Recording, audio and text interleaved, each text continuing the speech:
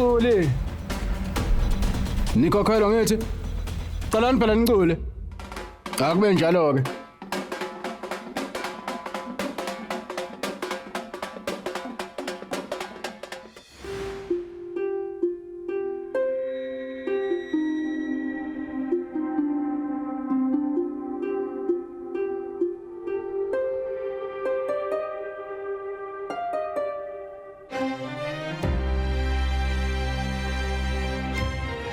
Kungani uSidat engalibamba ucingo lami? Kwenzakalani? Kungani angabona isimo engikusona njengamanje? Uthe angithathe njengomshado wethu ngijabule. Uzongithatha ngihambise ngaphambi komshado. Kodwa uzongihambisa kanjani? Uzokwenzani? Kumele ngazi okuthile. Emva kokubona la malungiselelo, ngiyasaba mina kakhulu.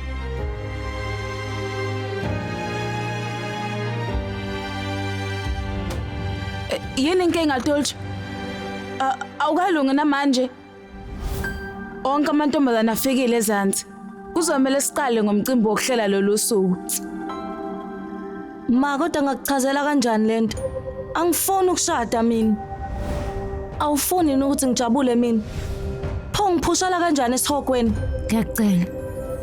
Ngicela ungilalele mntanami. Kuyenzeka ngesinye isikhathi uyithola usendaweni enzima kakhulu kodwa egcineni kumele ukhethe. Sifisa kakhulu nathi ukuthi uphumelele futhi konke kwenzeke ngendlela ofisa ngayo. Kodwa akukho nathi singakwenza ngaphandle kokuqhubekela phambili. Lento yalomshado siphumile ngempela esandleni. Akekho futhi ongayivimba manje. Ngiyazi Dolce, unamaphupho amakhulu kakhulu. Kodwa ukuthi wazalelwa nje emndenini wrong. Dolce, nawumbonile ukuthi ubaba wakho bedene kanjani zona? Awungitshele mntanami.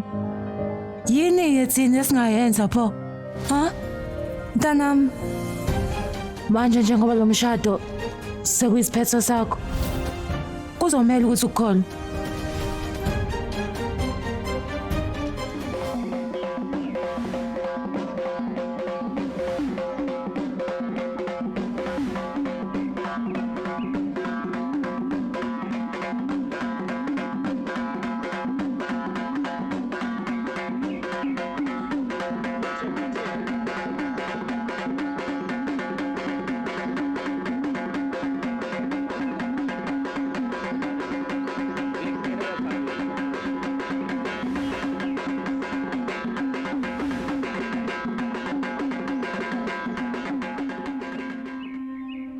Baba, ngicela injabulo yomshado kube yami noSidat.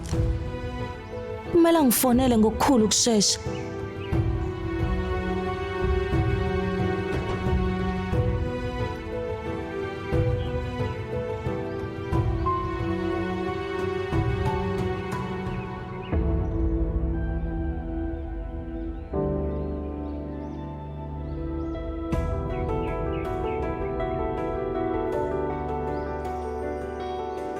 Umcimbi usuphelile. Manje ke uzani ngaphakathi.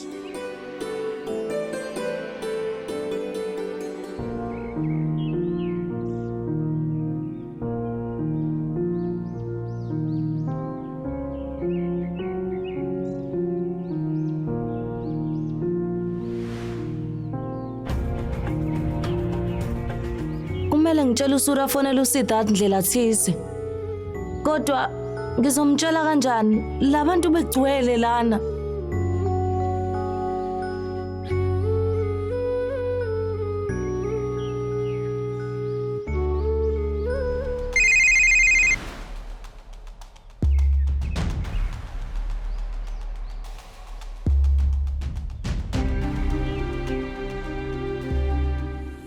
Shona ngizwe. Surya, akazibamba ngani izincingo zami uNtulja?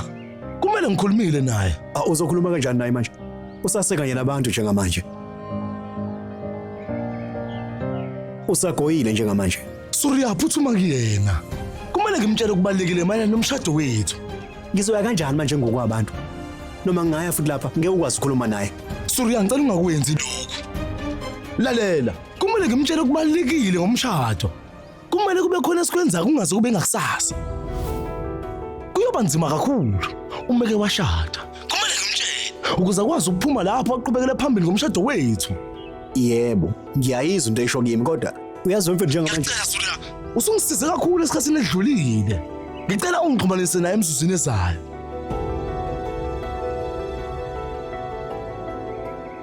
Ayi kulungile. Mana kancane, ngizobona ukwenza njani. Ifoni ungayivali. Kulungile.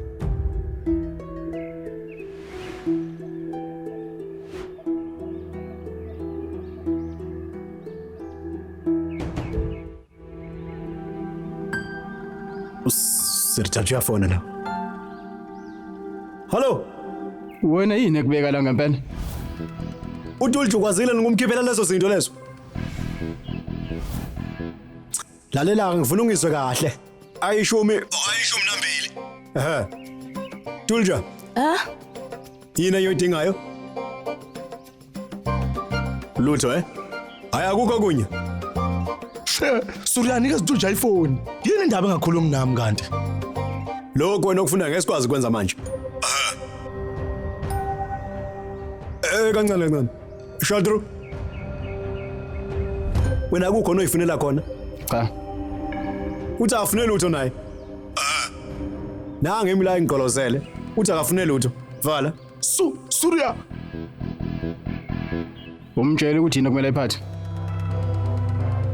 Hamba.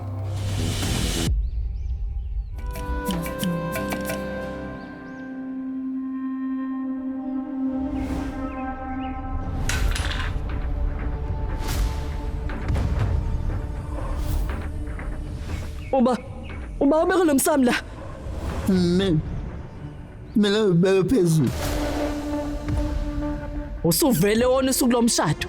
Uyibhad lodwa nje wena.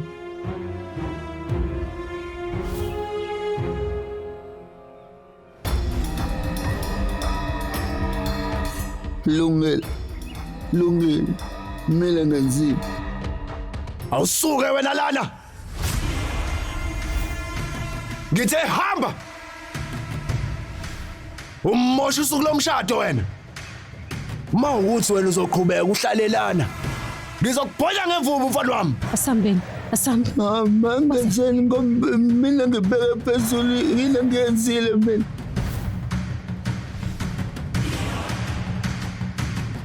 Mfowethu. Lo mshado uzowenzeka ngendlela. Ungaphuthelwa izethembiso. Njalo ngomsombuluko kuya kulesihlanu ngo6 ntambama khona lana on yours truly zizonke sisonke DSTV channel 169.